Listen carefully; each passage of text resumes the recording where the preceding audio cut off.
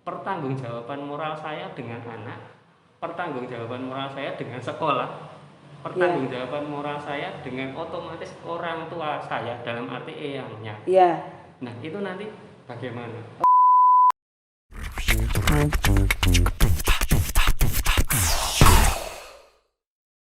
Berjumpa kembali dengan kami dari SD Kanisius Sunoto Yudan Yogyakarta. Bapak Ibu, tema perbincangan kita pada pagi hari ini adalah bagaimana cara pendampingan anak di rumah selama pandemi ini. Untuk lebih lanjutnya, saya di sini ditemani oleh Bapak Anton. Selamat pagi. Selamat pagi Pak Anton, selamat datang di SD Kanisius Sunoto Yudan. Terima kasih. Beliau Pak Anton adalah orang tua siswa kami yang kedua anaknya disekolahkan di sini ya Pak ya. Iya, betul. Jadi yang satu yang besar kelas 3, yang nomor 2 Kelas 1. kelas 1 Iya. ya. Bapak Ibu, kita akan mengupas secara lebih lanjut lagi dengan Pak Anton bagaimana cara Pak Anton mendampingi anak-anak selama COVID-19 ini. Langsung saja ya Pak Anton ya. Iya. Baik.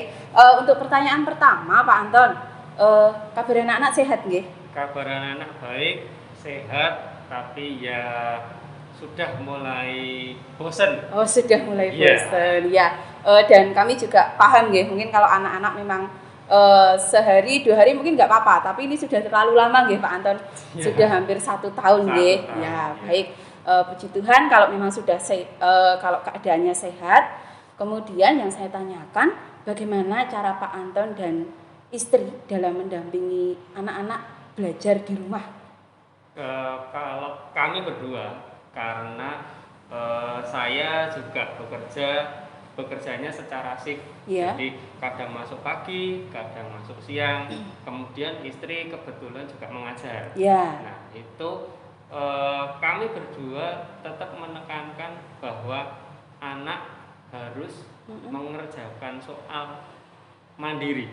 Ya. Dalam arti kami sebagai orang tua hanya mendampingi. Nggih. Jadi kalau di Kanisius di dalam form lembar kerja Ya. itu kan memang ada tanda tangan orang tua. Ya, Nah, betul. di situ kami membubuhkan tanda tangan orang tua. Itu fungsinya untuk mengetahui anak sudah selesai mengerjakan. Ya, Kami sama sekali tidak ada campur tangan di situ. Jadi Ya. pernah anak-anak kami yang kecil atau yang besar itu istilahnya sambat. Nggih. Kok nilaiku seperti ini? Ya. Tidak 100. Nggih.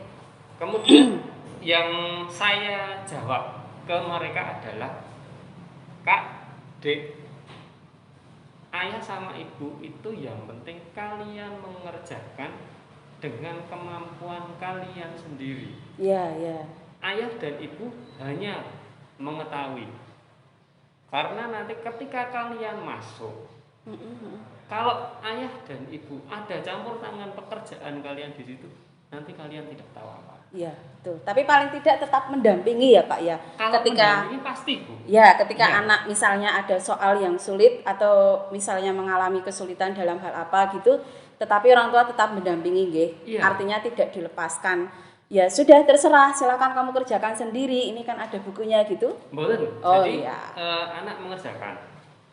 Ketika ada yang tidak bisa, dilewati dulu. Diselesaikan semua, nanti yang tidak bisa di bagian mana baru kalian tanya. Oh iya. Ketika mereka tanya, ini tidak bisa. Coba itu petunjuknya ada di buku halaman sekian sampai sekian.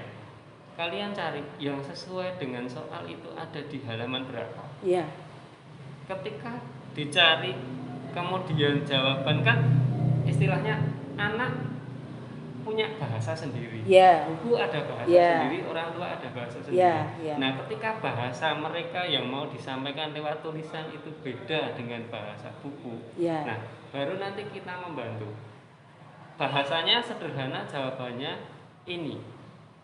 Kalian mau nulisnya apa? Oh, kalau aku tulisannya seperti ini. Makanya kemarin ketika kakaknya itu saya ketemu dengan Pak gurunya. Ya. Saya juga ngatur. Ya. Pak Nyon sewu, bahasa yang ada di situ jawabannya mungkin pating kletot Ya. atau tidak sesuai dengan buku, Ya. tapi intinya adalah itu Ini. dia jawaban mereka Ya, sendiri. nggih. Seperti itu. Ya, perlu diketahui Bapak Ibu bahwa di SD Kanisius Sunoto Yudan itu kita pengambilan tugasnya itu tidak daring secara murni, tetapi Bapak Ibu guru membuatkan materi dan memberikan soal kepada anak-anak itu untuk 1 minggu. Jadi untuk pengambilan soal dan materinya itu 1 minggu untuk dikerjakan anak-anak di rumah. Jadi ketika kami Bapak Ibu guru memberikan materi juga sama seperti apa yang ada di dalam buku gitu ya Pak. Ya baik. Sekarang selama ini kendalanya apa Pak ketika Bapak dan Ibu mendampingi anak-anak selama di rumah?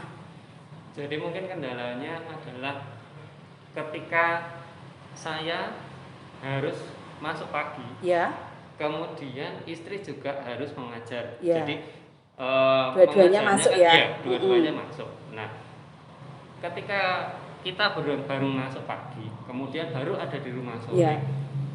anak tetap dari saya tempat bekerja kadang saya video call mereka. Ya. Sudah mengerjakan yang apa? Yang ini, dan yang ini tidak bisa. Nah, kemudian saya hanya nanti yang tidak bisa nunggu ayah pulang atau nunggu ibu pulang. Nanti kalau memang dari jawabannya ibu kalian tidak puas, nanti tanya ayah, tunggu ayah pulang. Nah, itu tetap kita istilahnya walaupun kita tidak di rumah, saya memberikan kepercayaan kepada anak. Ya. Walaupun di rumah itu ada eyangnya, tapi kan kadang kiai sepuh pengajaran zaman dulu dengan sekarang berbeda gitu. Ya, kurikulumnya juga sudah berbeda. Ya. Nah, makanya kan beberapa soal eyangnya memang eyang sudah lupa. Nah, kalau eyang sudah lupa nanti nunggu ayah atau ibu. Ya, okay, nah, ya, seperti ya, itu. Jadi ya. tidak sama sekali dilepas itu enggak. Itu. Ya. Kalau misalnya kan bisa juga ya Pak ya, karena mungkin Bapak pas masuk terus Ibu juga pas masuk gitu kan. Kadang kami juga berpikir dikerjakan di rumah pasti dibantu oleh orang tua seperti itu. Kenapa Bapak enggak istilahnya udah soalnya ini jawabannya ini nak, seperti itu maksudnya. Kan mungkin ya ada yang daripada ribut-ribut anakku tanya, aku capek misalnya seperti itu, dituliskan aja jawabannya, tinggal anak menyalin, nanti kan dapat nilai 100 semua Pak.